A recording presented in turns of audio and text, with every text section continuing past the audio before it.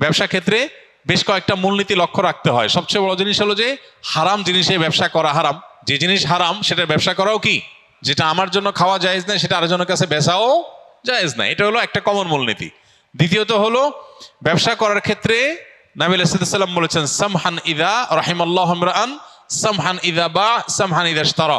আল্লাহ ওই ব্যক্তির প্রতি রহম করেন যে ব্যক্তি বেচুক কিংবা কিনুক সবসময় সে দয়া পরবশ থাকে, অন্যের অধিকারের ব্যাপারে সচেতন, সব মিলিয়ে তার ভিতরে স্যাক্রিফাইসের মানসিকতা, তার ভিতরে ছাড় দেওয়ার মানসিকতা, আন্তরিকতাপূর্ণ মানসিকতা থাকে।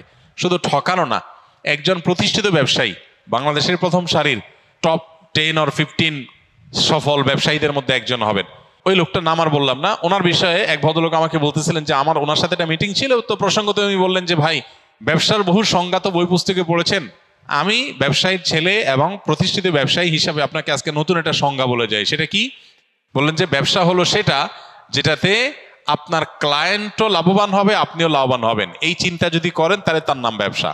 আর যদি মনে হয় যে আমি কিভাবে লাভবান হবে সেই চিন্তা করি, ক্লায়েন্ট মরে মরুক, ধ্বংস হয় হোক, তাতে আমার দেখার দরকার নেই, তো এটা ব্যবসা না, এটার নাম ডাকাতি। কথা বুঝে আসছে? দিন ঠিক এই কথাটা বলে, সামহান ইদা বা সামহান ইদা ইশতারা। আপনি ক্রেতা হন আর বিক্রেতা হন, উভয় অবস্থাতে আপনার ক্লায়েন্ট যার সাথে লেনদেন করছেন তার দিকটা আপনার খেয়াল করতে হবে।